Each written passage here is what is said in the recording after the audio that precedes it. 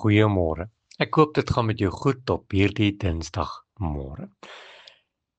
Psalm 73 vers 28 sê: Maar wat my aangaan, dit is vir my goed om naby God te wees.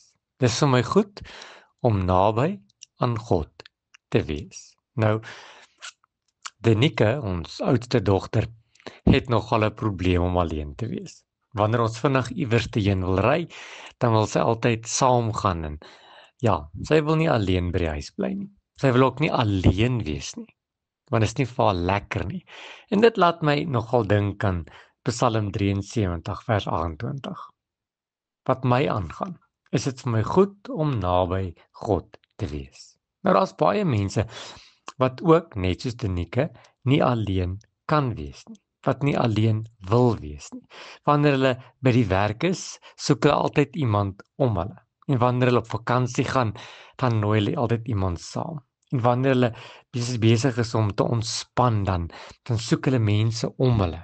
Of hulle besig is en of hulle stil of hulle rustig is, hulle soek altyd iemand wat naby hulle is. Hulle hunker altyd na geselskap en om iemand om hulle lewe vol te maak.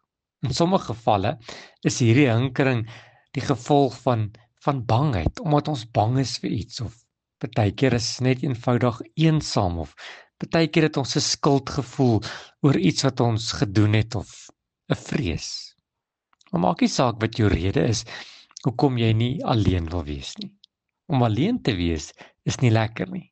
Wanneer jy by die ouete huise draai gaan maak, dan sal jy hoor dat die ou mense sê, "Sjoe, ons is alleen." Dis nie vir ons lekker om alleen te wees nie. En is eintlik tragies dat 'n mens alleen moet wees. Maar vanmôre wil ek vir jou hoop gee.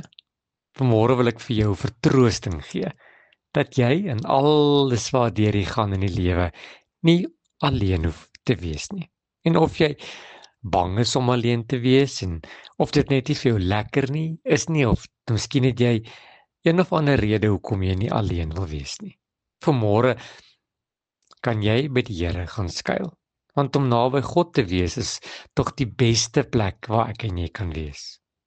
Maar wat my aangaan, sê die psalmdigter, is dit vir my goed om naby God te wees. En vanmôre wil ek jy moet so 'n bietjie rondom jou kyk. En as dit alleen is en as dit stil is en jou kantoor se deur toe is en jy voel vir 'n oomblik so 'n bietjie angstig en bang omdat dit alleen is, dan sê Here, dankie dat U my nooit alleen los nie. Dankie dat U elke oomblik van die dag naby my is, dat U by my is, dat U my vertroos en dat ek nooit alleen hoef te wees nie. Daar's 'n ou liedjie wat gesê het, nader my God tot U steeds naderby. En elke oomblik wanneer ek en jy 'n tree nader aan die Here gee, dan gee Hy 'n tree nader aan ons, nader tot God, en Hy sal tot julle nader. So vandag wil ek jy moet die dag ingaan met die wete dat jy is nie vandag alleen nie. Elke tree wat jy tree, is die Here saam met jou, rondom jou, bo jou, onder jou en ook voor jou, om vir jou die pad gelyk te maak en om jou hartseer en jou pyn en jou ongelukkigheid en ook jou vrese minder te maak. Here, dankie dat U naby my is. Dankie dat U naby elkeen is wat vanmôre na hierdie boodskap luister. Amen.